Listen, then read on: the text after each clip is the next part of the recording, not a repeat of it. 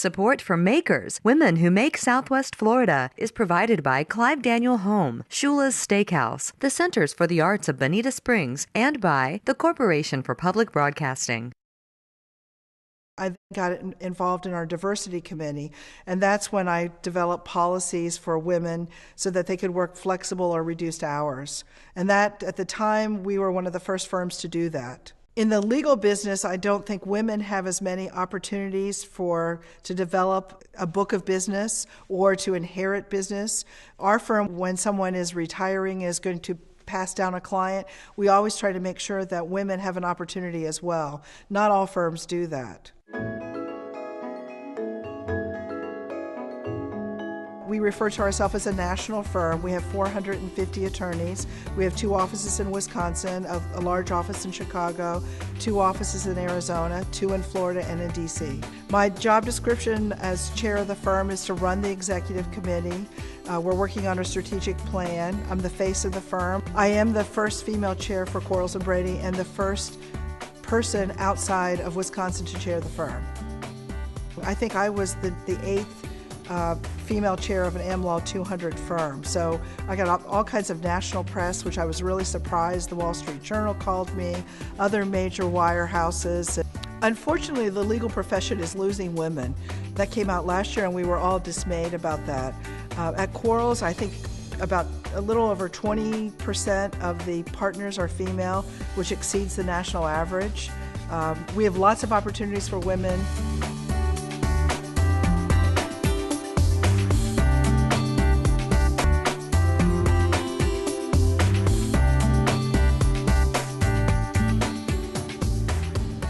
I graduated from what was then Anderson College in 3 years. I never really did like school, even though I seemed to continue to go to school. I then moved to Florida, and I eventually went to University of Florida for law school, and I went through that in 27 months so that I could get out and practice. But before I started practicing, I went to University of Miami and have my LLM in taxation. And I really thought I would come home after law school. I married my husband, and he had too much sand in his feet. He had grown up in St. Petersburg, Florida, and the dreary days of Ohio would not have worked for him.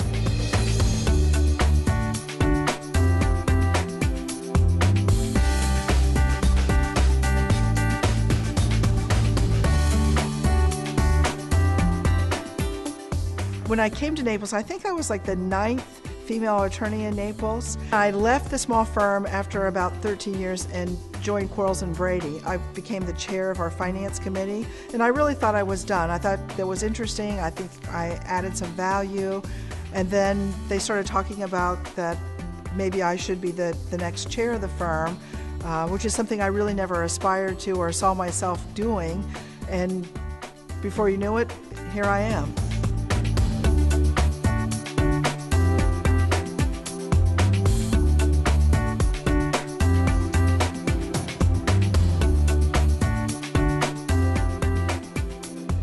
Consultant I knew was good friends with Paul Newman, and Paul had decided to start Camp Boggy Creek outside of Orlando, which is a camp for kids who are chronically or terminally ill. He asked me many years ago to hold a fundraiser in Naples, which I did, and that helped start the camp. Paul's vision for the camp was to let the kids be a normal kid. They asked me to be on the board, and it's been a real privilege to do so. It was difficult to have 3 children, and my husband is also a lawyer and have 2 careers. We have 3 sons, and our boys are very important to us, so we tried various things to have a work-life balance. So some years he would do the morning shift, so that means that I could get up really early in the morning and go to work, and then about 4:30 or 5 o'clock I would come home, I would pick them up, and then I would do the night activities, and then the next year we would rotate.